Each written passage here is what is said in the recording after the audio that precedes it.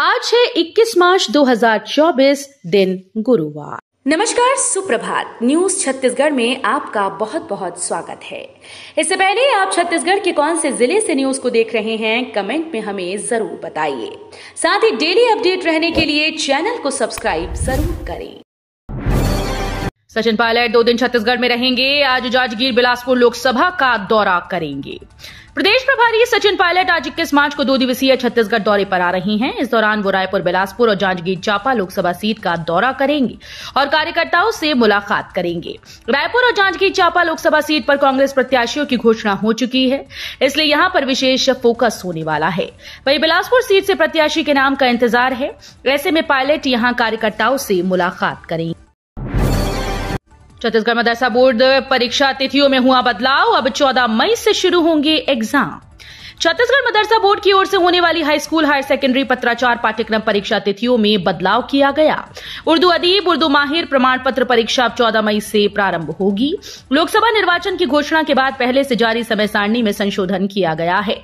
छत्तीसगढ़ मदरसा board के प्रभारी सचिव पीपी द्विवेदी ने बताया कि प्रदेश में 3 चरणों में मतदान होना है।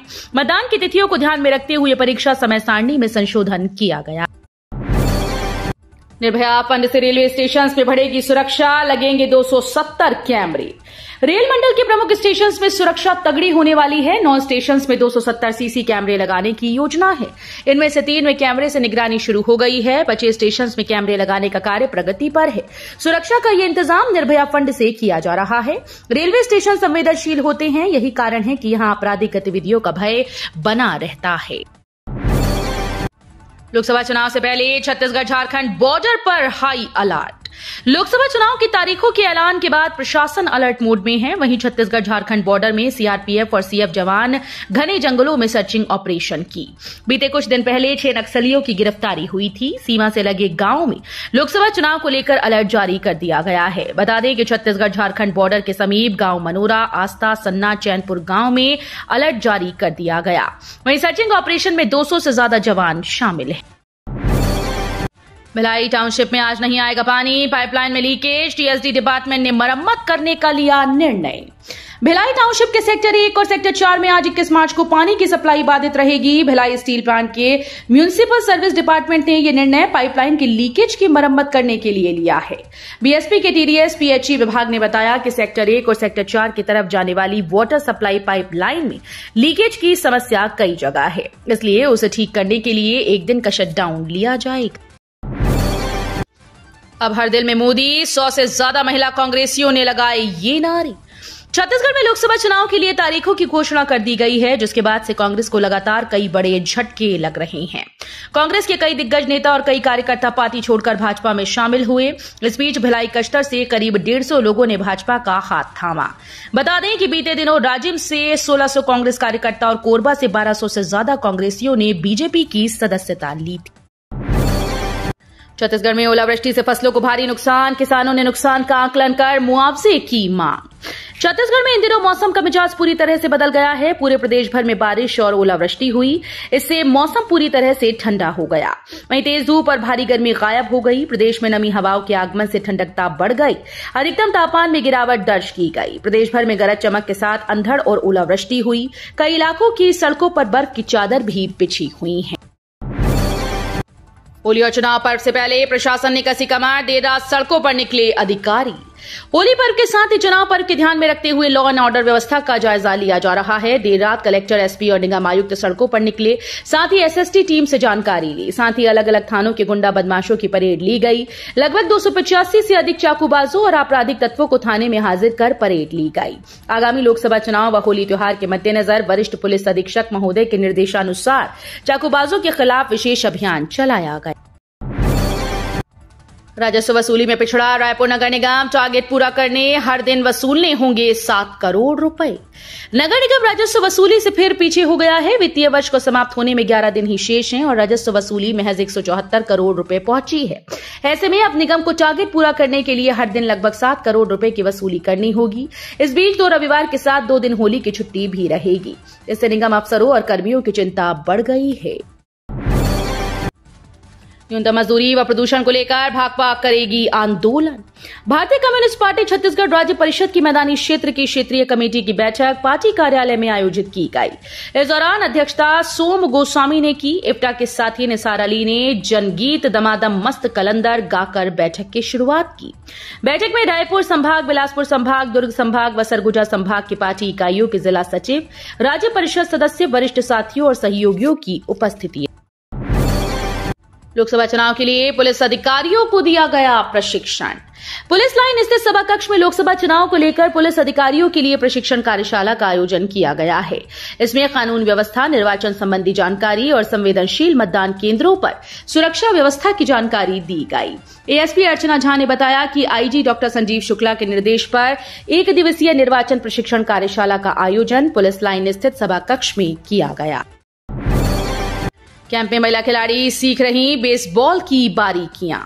पुणे स्थित सावित्रीबाई फुले यूनिवर्सिटी में 24 से 28 मार्च तक आयोजित ऑल इंडिया महिला बेसबॉल टूर्नामेंट में बेहतर प्रदर्शन करने के लिए अटल बिहारी वाजपेयी विश्वविद्यालय टीम का कैंप शुरू हो गया है। छत्तीसगढ़ स्कूल मैदान में आयोजित इस कैंप में महिला खिलाड़ियों को बेसबॉल की बारीकियां सिखाई जा रही हैं। इस टूर्नामेंट में 48 टीम्स भाग लेंगी। राजनांदगांव लोकसभा सीट में 18 लाख मतदाता चुनेंगे अपना सांसद।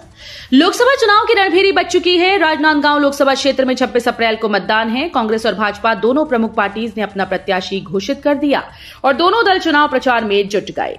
पिछले लोकसभा चुनाव के मुकाबले लोस क्षेत्र में इस बार 3 लाख मतदाता अधिक हैं। पिछले 5 साल में लोस क्षेत्र में 3 लाख मतदाता नए जुड़े हैं। नए मतदाताओं में महिला और युवा मतदाताओं की संख्या अधिक है।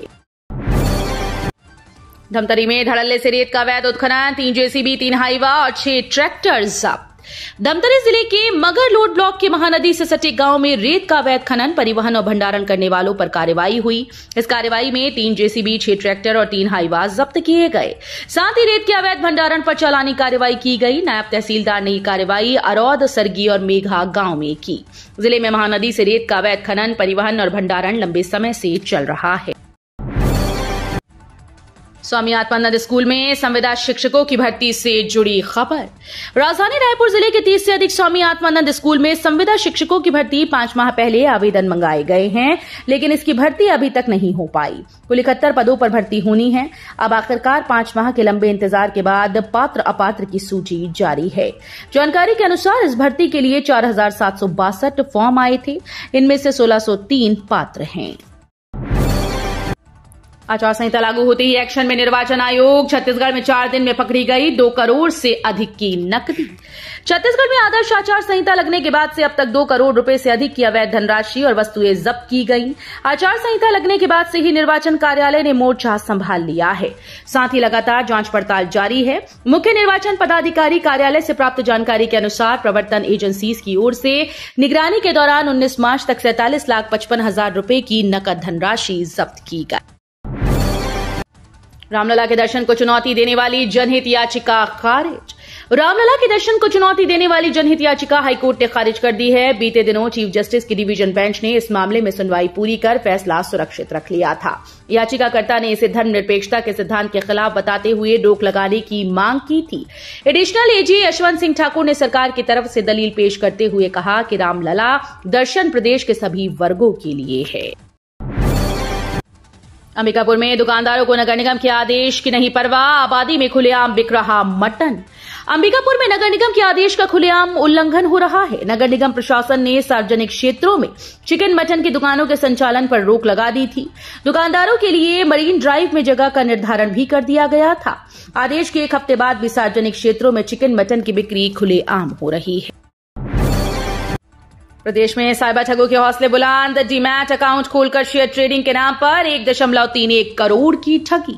डीमैट अकाउंट खोलकर शेयर ट्रेडिंग करने के नाम पर कुछ शातिरों ने आदर्श नगर दुर्ग निवासी एक बुजुर्ग को 1,31,66,999 रुपए की ठगी कर ली।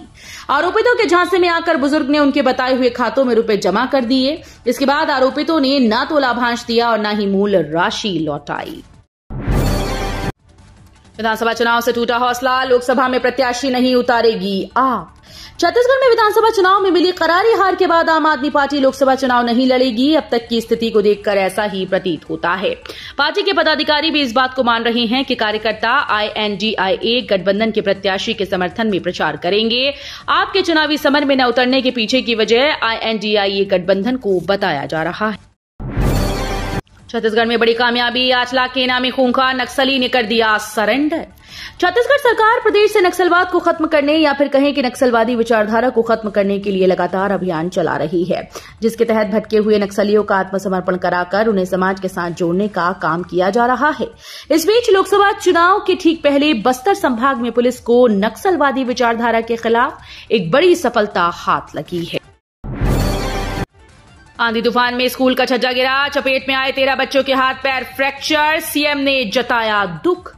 छत्तीसगढ़ के कोरबा जिले के एक सरकारी स्कूल में बड़ा हादसा हो गया। तेज आंधी तूफान में स्कूल का छज्जा गिर गया। हादसे में कई बच्चे चपेट में आए, जिसमें से 13 बच्चों के हाथ पैर में गंभीर चोटें लगी हैं। दुखद घटना की जानकारी मिलते ही मुख्यमंत्री विष्णुदेव साय ने ट्वीट कर दुख जताया। स्कूल का छज्जा गिरने का यह मामला पोड़ी ब्लॉक के दर्रीपारा गांव का है। नए पेमेंट नियम से व्यापारियों में डर, खरीदी के बाद इतने दिन के अंदर करना होगा भुगतान। MSME यानी सूक्ष्म लघु और मध्यम उद्यम में भुगतान के लिए नियमों में व्यापारियों को फायदे कम और नुकसान ज्यादा दिख रहे हैं। MSME के अनुसार पेमेंट करने की टाइम लिमिट 45 दिन की दी गई है। किसी भी कंडीशन में 45 दिन से ऊपर के समय में उधारी में माल खरीद ही नहीं सकते। अगर आपके पास एग्रीमेंट नहीं है तो 15 दिन के अंदर पेमेंट करना होगा। अगर कोई एग्रीमेंट या अनुबंध किया है तो उसे 45 दिन का टाइम मिल जाएगा। RTI के दायरे में आएगा EOW, शासन की अधिसूचना निरस्त। छत्तीसगढ़ हाईकोर्ट के डिवीजन बेंच ने अपने महत्वपूर्ण फैसले में राज्य आर्थिक अपराध अन्वेषण ब्यूरो को सूचना के अधिकार के दायरे में लाने का आदेश दिया है। कोर्ट ने सामान्य प्रशासन विभाग को निर्देशित किया कि पहले जारी अधिसूचना को निरस्त कर EOW को RTI के दायरे में शामिल करें। डिवीजन बेंच ने कहा कि भ्रष्टाचार और मानव अधिकारों के हनन की सूचना देने वाली संस्था को इस तरह से RTI के दायरे से अलग नहीं किया जा सकता। परीक्षाओं के समाप्त होने से पहले ही मूल्यांकन शुरू, 20 दिन के अंदर आ जाएंगे परिणाम। पंडित रविशंकर शुक्ल विश्वविद्यालय की वार्षिक परीक्षाएं चल रही हैं। समय से परीक्षा परिणाम जारी करने विश्वविद्यालय प्रबंधन ने उत्तर पुस्तिकाओं का मूल्यांकन शुरू करवा दिया। सेमेस्टर परीक्षाओं की तरह वार्षिक परीक्षाओं की उत्तर पुस्तिकाओं का भी केंद्रीय मूल्यांकन हो रहा है। प्राध्यापक विश्वविद्यालय परिसर में बने मूल्यांकन केंद्रों में बैठकर उत्तर पुस्तिका जांच रही।